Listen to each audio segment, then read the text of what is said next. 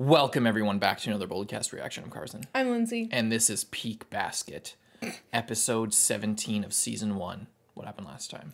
Last time was a great episode about Uo and her former gang affiliations, and more about Tooru's mom and how she used to be the leader of a gang, and then just relaxed a bit and became a really good mom. Mm-hmm. Yeah. And we'll see what happens this time. Leave a like and subscribe. Check out Patreon. Check out our One Piece channel where you can find our One Piece reactions. On Patreon, you can get a month ahead on stuff over here on this channel, stuff over there on that channel, a bunch of other extra and exclusive items that have never seen YouTube or anything like that. Hope you enjoy most of all this reaction. Let's check it out. Holy shit. Oh, it's a continuation. Mm-hmm.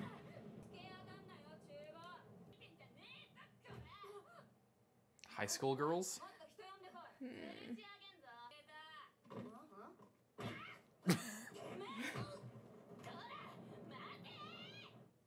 Jesus.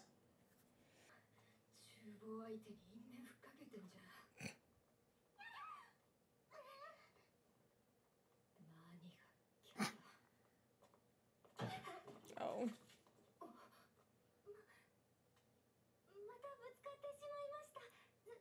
Just drop their food.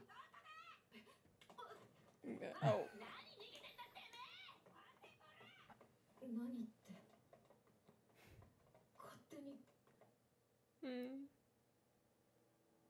Makes me almost want to cry. You know, it's gonna be a good episode when you're like on the verge of tears before the OP even starts.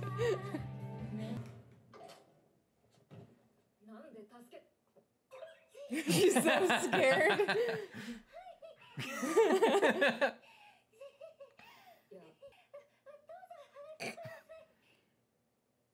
Jesus. Hope they don't know where you live.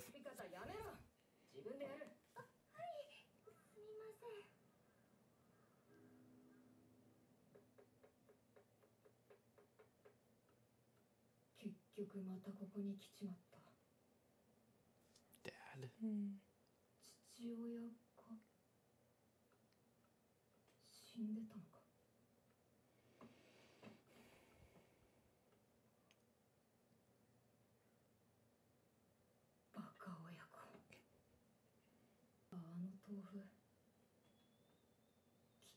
Wait, I don't get it. Did I miss something in the first aid kit? What was that? It's just so sweet and wholesome. It's just like, get better soon, and like little like for you and for you kind of thing.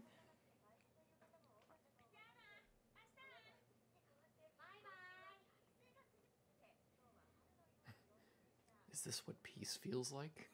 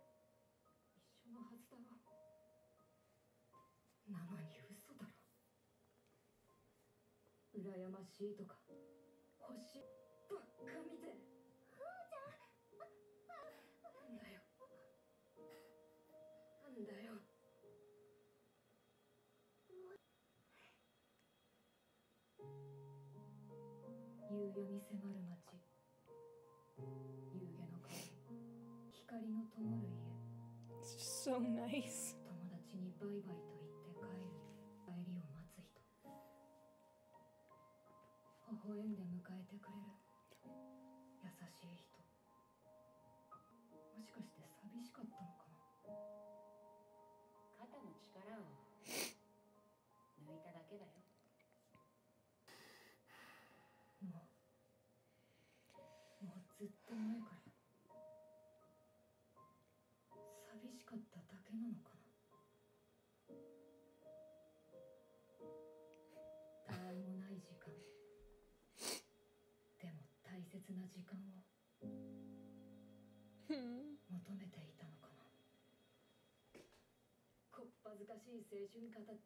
So nice.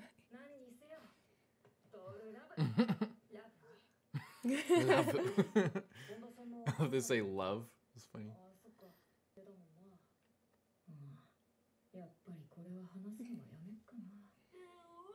Hmm?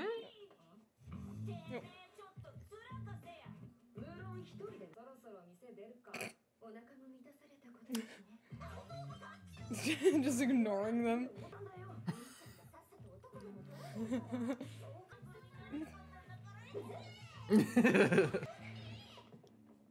She's just not giving them at all what they want.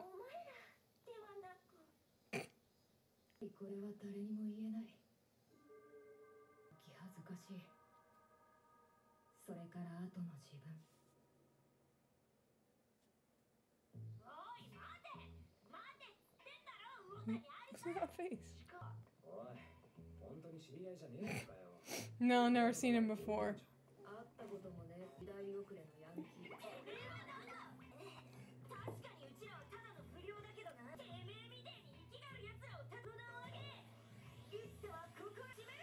Sure. It's such a weird culture To be like that? It's just like we said this in Tokyo Revengers 2 when we watched that terrible show, but it's just like that it's not about money. It's like here gangs are about money. They're about drug dealing and like gun dealing and getting money. There it's just about being cool to beat the fucking shit out of people.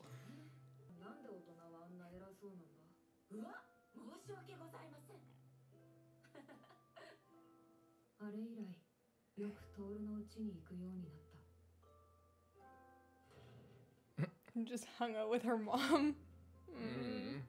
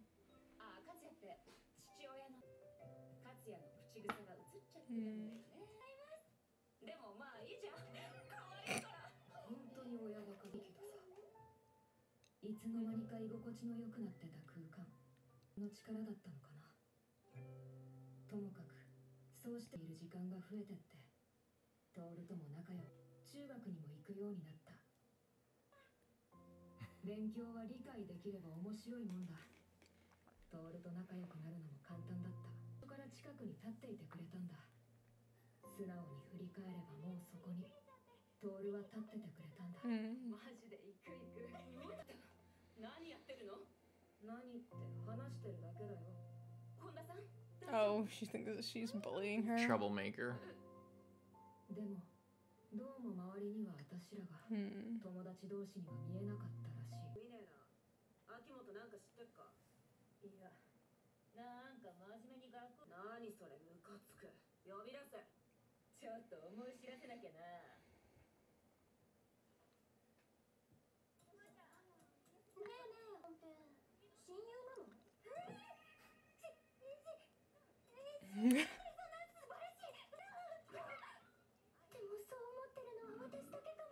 Oh.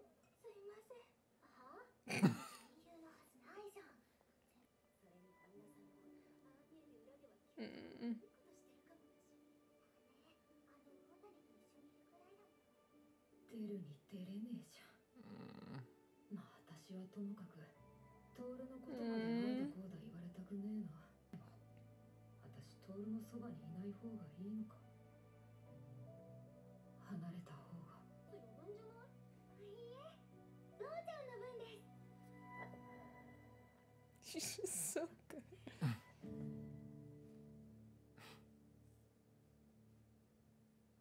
We spend a lot of time talking about how Toru's friends are so good, but she's just as good of a friend to them.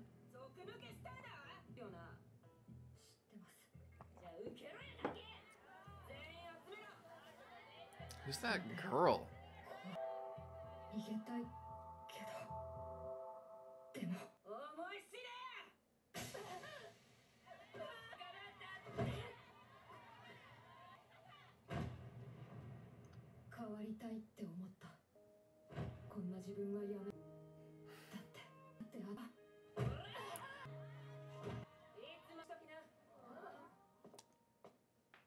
The Crimson Butterfly.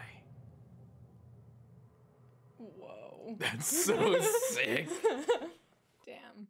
That gives the same energy as when the fucking brother showed up in Clannad. Yeah. To that gang fight. That was sick. I love how she put on a dripped out outfit just for that. Like, the girl with the black hair.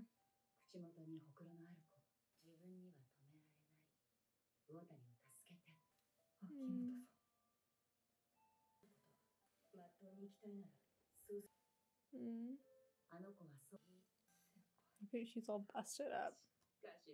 Did she fight those children? I guess so. Holy shit, she fought those kids?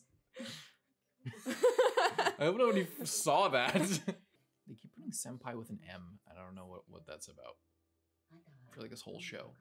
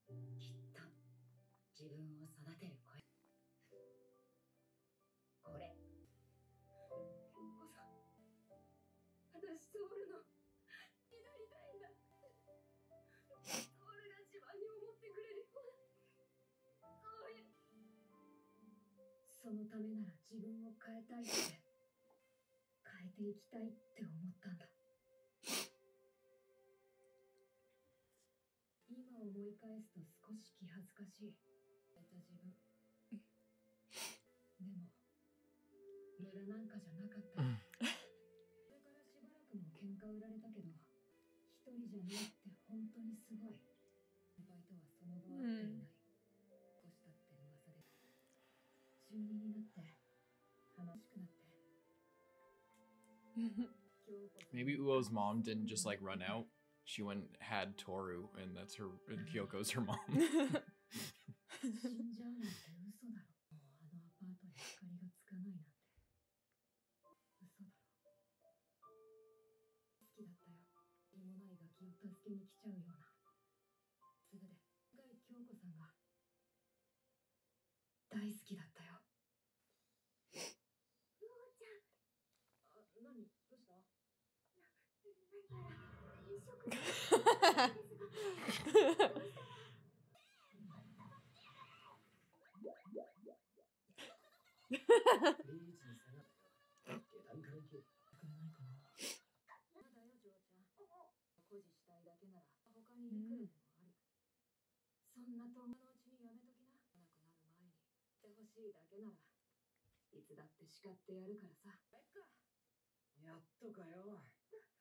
Just completely defeated.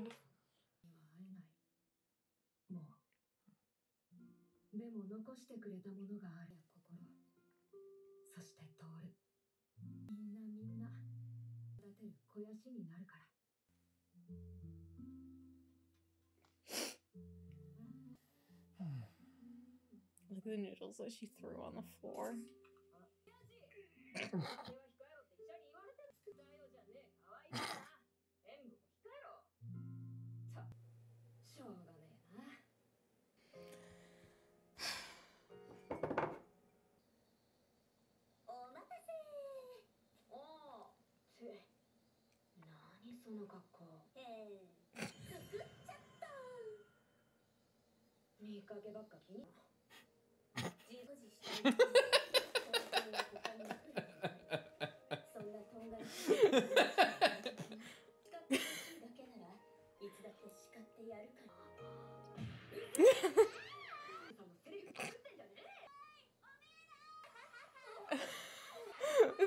such a bad wig.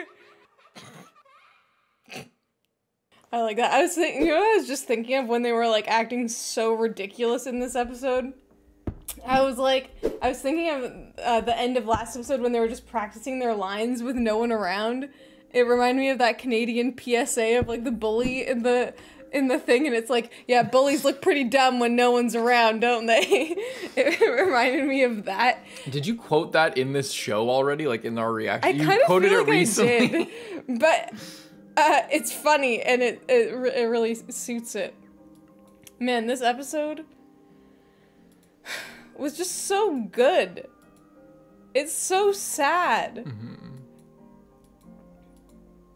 And she's just like the best mom ever. And I think what's really crazy about it is that she just like relates to like, you know, being in the same position, and she's willing to help her. It's not even like she was Toru's friend and then she got caught up in a gang and then she wanted to help her. It was like she was some random girl who came into her house, disrespected her, upset her daughter, and then was just being a bitch all the time. And then just like showed up again, basically. But and then she literally went and fought a bunch of middle schoolers to save her. I think they were high schoolers. Oh, right. It was, I thought that it was the high schoolers came after her at that one point. Oh, maybe. But I thought that it was mostly her like middle school gang that was like, you can't leave us. Yeah. It's just so nice. It's so nice, and I love one thing that I kind of noticed that I really liked was I want to try and find it. It was here where she. You don't have to lean forward. Sorry. I mean, just for your comfortability. Where she's like wearing the normal uniform instead of her like long skirt uniform here in middle school. Oh. But then I like that in high school she goes back to her original style, and it seems like it's because like she like here she like wants to like really try hard to go in the direction that she's not going, and then after she's like matured a bit and like grown up a bit, she's able to like lean back into like some things that she liked about that. Like she liked the clothing style. She still looks up to Kyoko in like both ways, as like the like gang leader because she's super badass, and just as like a really great person. And I don't know, I really appreciate that because you know, it kind of reminds me of in Horimiya and how Miyamura, how he like was like super dripped out and like cool looking, but like all of that like wasn't actually him, and then as he, you know, is with Hori and gets all these friends and stuff, he like completely abandons like his style and stuff because it was more of a coping mechanism or like a self-harm kind of thing. But what I like here is that she, I don't know, I just kind of like that she still is like this. She is the same person, and she's grown and she's changed, but like she doesn't feel like she has to like I don't know, like betray some things that she likes out of fear of like slipping back into that lifestyle of like, oh, I can't dress like this or people will think that I'm like that. Yeah. Because she's confident in herself. She knows that she's not like that, and you know, I you know what I'm trying to say. I know exactly what you're saying. And a good barometer for that for me is her relationship with Kyou. I love their relationship because like Kyo's the kind of guy who doesn't like, I don't think he's the kind of guy who like suffers people who like compromise themselves. So like she's able to like hold on to things that she cares about and then not let, you know, the rest of it corrupt her or anything, or, you know, stay true to herself and be confident. And you can see that with side thing, I just really love how they have like kind of a bromance in a way. It's funny. But yeah, I understand completely what you mean. She can dress how she wants and she can be herself, and herself isn't exactly what, you know, the teachers necessarily would want, but that doesn't mean that she has to you know, ruin her life because she wants to like be a non-standard, you know. And that doesn't mean, and it's like Kyoko was saying, it's like, you know, there's whatever, like the light and the dark, and like it's neither is a waste and neither is not important, but don't underestimate either thing. Basically, it's like, you know, you don't have to be one or the other, and you know, even if you do get beat up in the street and you have like a horrible life, that doesn't mean you can't come back from it. But don't let it just be a waste. Let it kind of be a lesson learned. Yeah. Like honestly, very similar. We just finished Hunter x Hunter, but like kind of similar like message to that of like, you know, the like the detours that you take are still really important, and you know, you'll find things that matter along the way. Basically, it's a you know, a good outlook on life, as every outlook on life that Kyoko has is just like 100%. So good. She's the heavenly father archetype. I talked about that earlier on in the series, but yeah, she just like is the pillar of like what all the philosophies that people should uphold, and all the behaviors that people should adopt, and you know, she does it all, she has it all, she, you know, she always knows what to say. She's always trying to do the right thing. But it's because she's had so many experiences, as we find out. Like, she's such a great mom because she was the leader of a gang and like was a total delinquent for a while. I still think she has something to do with the somas. You think so? I still think she has something to do with the somas. I'm not convinced that she has nothing to do with the somas. A lot of people like have corrected me, and I'm probably gonna cut out a lot of my like speculation that she's like related to Kyou in some way. Out of the reactions, just because it wasn't based on really anything other than their hair color and their names. But the fact they make a big deal about her changing her name, they haven't told us her previous name, or did they? I don't think so. I don't think they did. I think they said, "Oh, Kyoko, she changed her last name to." Well, Honda when she also got married, so yeah. No, I know, but like, they're keeping that from us, and the fact that she says she came from a very strict upbringing. And that's what led her to be like a biker gang person, and that we never see her with any males. Maybe she is either she's a zodiac or she is just a soma. I think it's more likely that she's just a soma, possibly. I think she has to have some kind of relation. Well, I think something that like I've been thinking about is like how we talked about before, how Kyou is like possibly, you know, with the car accident thing, and like he's related to her, not like biologically related, but like history in the story related to her with like hair color, name. You know, he has sort of like a spunky personality, but he really cares, and he is like, I think the thing is like he reminds her of her mom in some ways, and I think that like that's his like thing in the story, you know what I mean? I think that there's clearly more, there's a connection between those two characters, but I kind of think that it's not really like any like actual connection other than possibly the car accident. And I think she might be a and soma. it's mostly just like a writing thing to like draw the connections between them like that. I'm not saying she has to be a soma, but I'm still holding to that part of the theory. But anyway, that's beside the point. This episode was really beautiful. And how she just ignores those girls because what she knows that they just want attention, and she just doesn't give it to them, and she's just like, you know. And then she pays it forward. That's the thing, is she pays it forward to that. And they all think that she's so cool. Yeah, because she instantly just like rises above it, and then just like gives them a whole pep talk, and then they instantly like fall in love with her. Do you think Uo's gay? I don't know. I think there might be some subtext that she might be. What makes you think that? Just because she gives me that vibe. No, I'm just kidding. I think that the tomboy attitude is one basic thing, obviously. There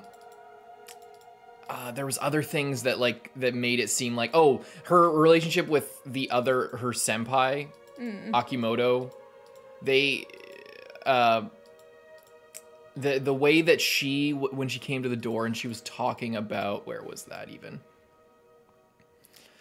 I think it was after. They couldn't, like, here's the thing. It's all of the things that I could bring up are like subtextual, and it's not even it's just a possible interpretation of like the way that they're talking about each other and the way that Uo's talking about Tooru, and the fact that like this as a lot of people are saying like, oh, it's not a romance show, it's more of a drama. I think that it's like every character kind of fills like a romance reverse harem sort of archetype, like all of the guy characters, and now we have like the one tomboy girl character to like be that sort of option if you are, you know, seeing Tooru as a self-insert is one broad thing for that.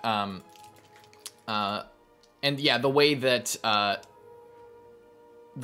she talks about Tooru, the way that I don't think that she. I think the way that Akimoto, like the way that Akimoto and her possibly had maybe a relationship. Again, it's like there's no strong evidence for it. It's just like a thing that I'm thinking. Oh, you know, if you think about it from that perspective, then a lot of things like still kind of fit the same way. But it fits just as well that they're just friends. So that's why I'm saying it's like a random interpretation, speculation thing on my part, and it's possible. But it could go either way, and it's more likely just friends. But again, it's like there's still the possibility that there is that there. Not that it matters or makes it any difference. It's just something that I wanted to explore. But to me, I didn't do a good job of exploring. I feel like the way that she like views Tooru is more like sisterly and more motherly and friendly than anything else, at least in my opinion. One thing that I loved about this episode is it shows how good of a friend Tooru was, because like we were saying earlier on in the show, it's like Toru's friends, both of them are so incredibly good, and like Tooru isn't giving as much back to them, but obviously she's like grieving her mom, and it's like a really rough time for her, so they are like supporting her and helping her during this time. And then I love to see like back when one of them needed support and she was just like there for them constantly, and like how she said, it's like every time I wanted to, you know, go and seek her out, she was always like already there. Like she's just so supportive and so nice. And not that Tooru is like hasn't been like, you know, super I mean, obviously she's been a good friend this whole time, but just the way that her friends go above and beyond for her, like now, is like she used to do that for them. And it's the kind of thing that's, you know, you can tell that like their relationships, it's like whichever one is you know, if needs more support, the other two are like there for her, and like it's even and reciprocal, and they don't even think about it, you know, because you can just, it's just so good. You can see why they're so devoted even though they're so different.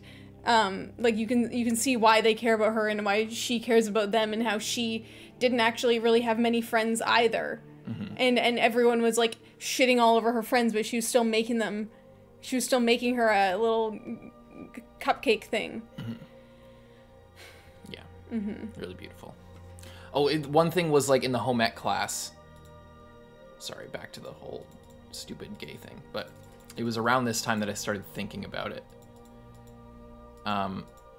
Because like if you think about it as like the teacher maybe is like, this is a stretch, but like this is a big stretch, but like maybe the teacher is like, oh, that's the gay girl like trying to prey on this. I think it's more like that's the gang member. No, I know what it literally is happening. I'm offering an expanded interpretation of of a possible subtext that is being communicated here. I'm not saying that this is what's happening. I'm trying to open our understanding and possibly think about things in a different way.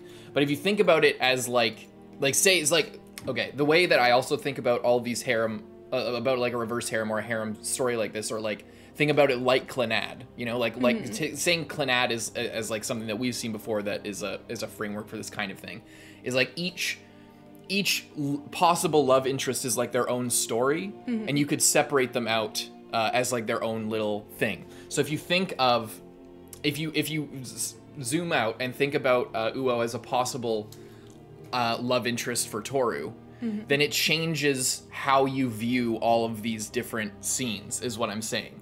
So like if you think about her about like, you know, self-insert into Tooru, and this is not just the girlfriend in your story, but if you think about it as, for again, from the perspective of Uo as a possible love interest, then her coming over all the time, there she's like trying to help her. If you change, say think about it this way, change Uo to a guy, it's like the story doesn't really change at all. But if you do change Uo to a guy, then it changes the like it and think about it as like a possible relationship thing. Then that would change like how you interpret the whole story. So like the fact that they're like the teacher comes up, is like, oh, you know, this thuggish person is like, you see what I'm saying? Am I not explaining this well? No, I see. And then they're like, oh, you're really hanging out with Uo? Say it's a guy. Say it's like, oh, you're really hanging out with this guy Uo, and what's the deal with that? And then Tooru gets all like, embarrassed. Like if you think about it, like again, like writing this as Uo as a possible love interest, and like a love interest, and then it changes the whole view of all these conversations from just like, oh, we're just friends, to like, we're not dating, we're just friends. Like a best friend. Oh, I'm not deserving of that honor. Like again, if you think of Tooru as a self-insert, who if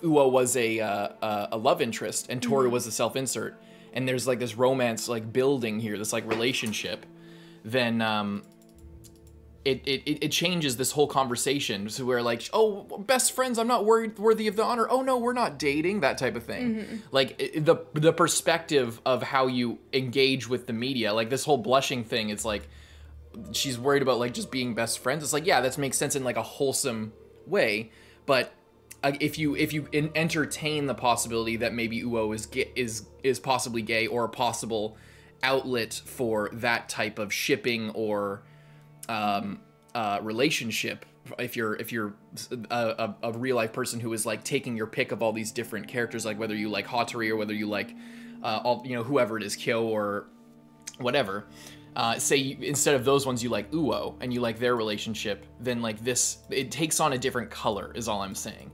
And this whole like disappointment, she's like, oh no, we're not like that at all, and then, oh, but maybe we are like that. And then if you just change all of these from girls to guys, for example, this changes a lot. If you change, like I say, Kyoko is like the heavenly father type thing, like archetype of like this, you know, this thing you aspire to, this history, this like what the potential of what you could become, this inspiring figure of your past. And if you change Kyoko to a guy as well, like say like, and there's nothing to stop it. That's why it makes such a good friend story, is because it's not really about that. It's not really like their gender doesn't really come into play in that way, because it's like they're just friends. And but like if you think about it, like say again an alternate interpretation, Kyoko's her dad, and Uo is like this guy that's coming over all the time, this like guy friend from her childhood. And the guy, this like possible love interest guy, is like taking on sort of the same spirit as this inspirational figure in Toru's life. So forgetting the gender, if you just make her, if you entertain the possibility that she's gay, then the same logic still applies. And that's why it struck me, is because all of these beats are like the on-screen thing happening here is a very wholesome story of friendship and all that stuff.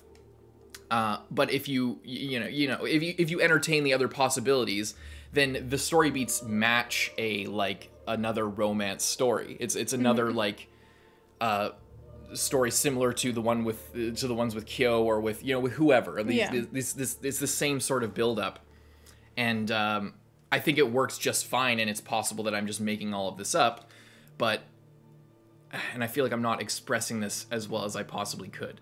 But the idea hit me at some point in the story that like maybe she's gay, and then I started thinking about what would that mean for the writing of it, or like what if you were creating this story, like what would that mean for you? How would you create that thing, and how you would create if it was like if it was that under that interpretation, all of these events would be the same.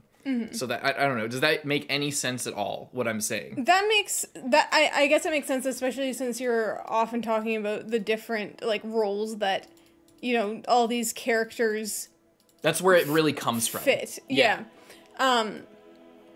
Like I think that it makes sense in that way. I think like in terms of like the story, I think so far I'm kind of more in line with like what some people have been saying about the show of like it is like romance, but to me that's not like the number one thing that I'm getting from the story. I feel like there is a lot of other themes here of like friendship and acceptance and family and grief and trauma and like, you know, going through all these things. So I do think that like a lot of the characters have shipping potential, but I don't think all of them are like necessarily made to be love interest when I'm not saying that. I know.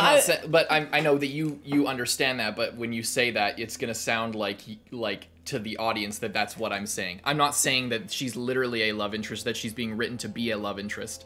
I'm saying that, yeah, it's a shipping thing. It's like it's this subtextual sort of, if you want to view it that way, it's open for you to do it. And I think that's an intentional, I think that part, the possibility of you, if that's what you want to get out of it, that potential is there. Well, and it's there for a reason. It's written into it on purpose and not, you know.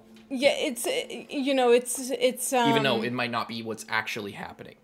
Yeah, it's like in terms of love interest, there's really only actually two. Like it's actually Yuki and Kyou. Yeah, right. But they do make all of the other guys like appeal to a certain type of person. Yes, exactly.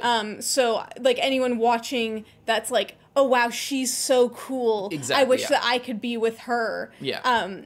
Like, you know, in the story, they're friends and Toru's not interested in her, but for an audience, that's what you're trying to say, right? Yes, it's appealing to a certain view. Like, it's like if there is a viewer out there who would want. There are some people watching that would do what you just did of like look deeper into every conversation and.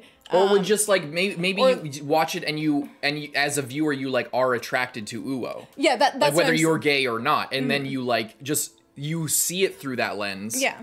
And then it all fits together, and your viewing of it, because you have that initial attraction to the character and think of them in that way off the rip, then it can fit that fantasy for you. Yeah. That's kind of what I'm saying. It's not and whether Uo is gay or not is completely unimportant to the story. Like that's the point of the story, is that it doesn't matter, and it's about friends on the surface. But it's if you got that out of it, I think that it's opening it for you to view the story in that way if you get that out of the story. Yeah, that's what I'm trying to say. It's not about like, it's not about saying all these possible love interests, and I'm not viewing it through that one-dimensional thing of like, oh, this is my, you know, my husbando or my waifu type thing.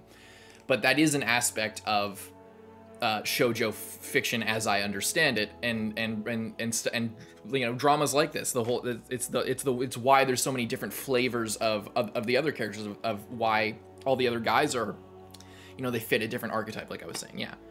Yeah, you said it better than I did, of like, you know, if that's what you want to get out of it, or if that's what you initially sort of are seeking just subconsciously because you like the character, and then you could see those and then read a different thing out of them. Well, and I think that's why on purpose. Like things like fan fiction or whatever exist, like, you know, and it can be of like literally anything. Like there's so many people who ship Naruto and Sasuke. There's so many people who ship all of these like totally random different characters in like any show. It doesn't really matter. But I do think that you're right in like this type of thing, the shipping is kind of made easy. Yes. Based on like there's like someone for everyone. Yeah. Basically, you know.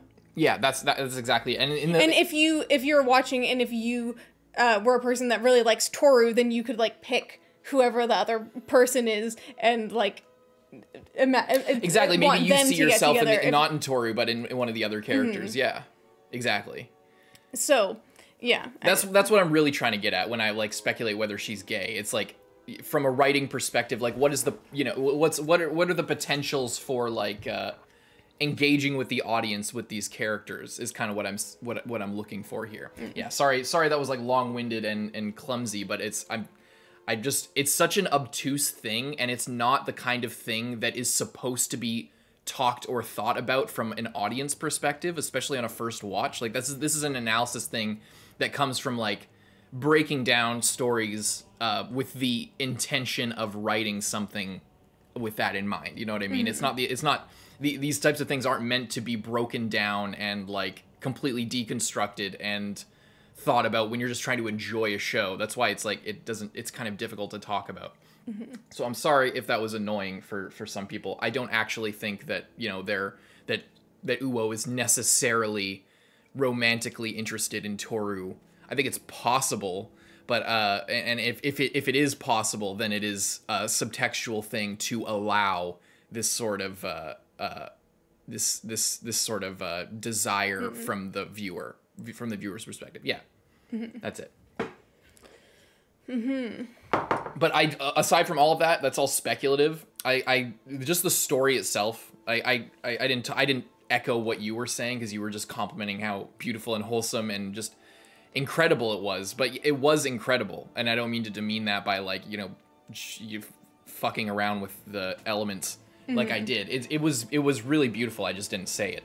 Yeah. Yeah, I completely agree with you. This part is specifically when she was sitting down and like enjoying the piece of this life. It's so nice, and it's really interesting how in this moment she was so self-aware to be like, well, even if I had this, it wouldn't matter because I would still reject it and I would still not like it because I'm already not grateful for the things that I do have.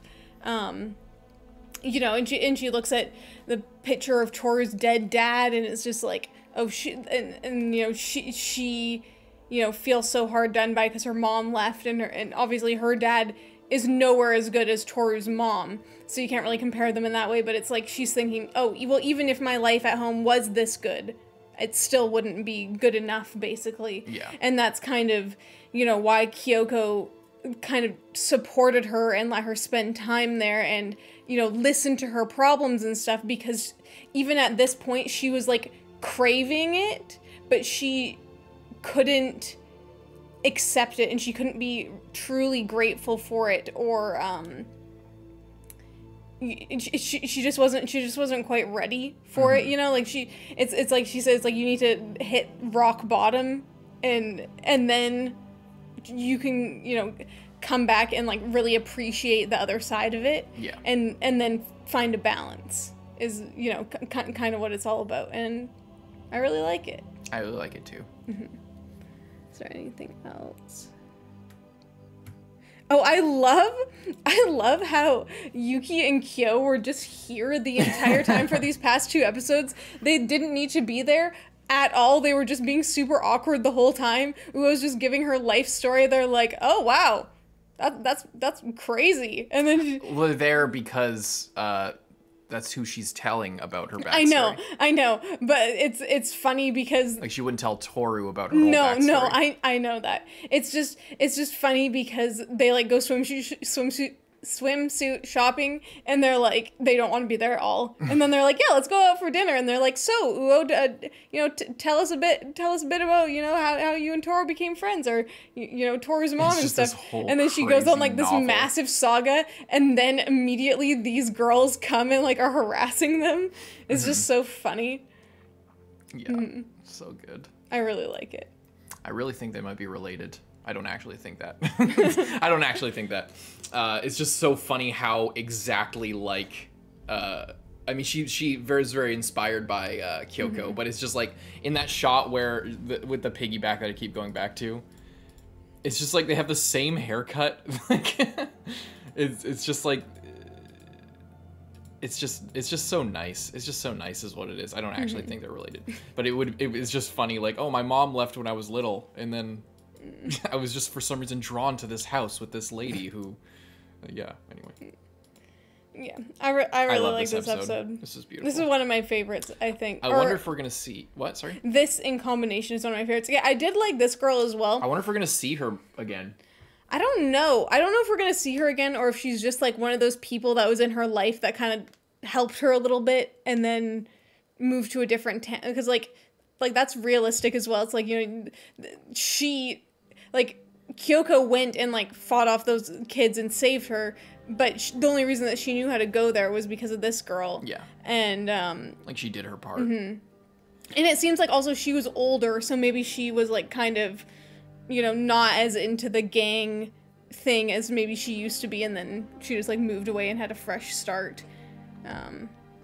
Yeah. Yeah, I think it's equally possible. It's just that whenever I see somebody with like such a detailed design and like With clear, a very specific mark on their face. That the earrings, the lipstick, the eye color, the hairstyle, the like mole, like, and the outfit and the whole just vibe and everything, and the name, like something about the combination of all these things. I know they're things that everybody has, but.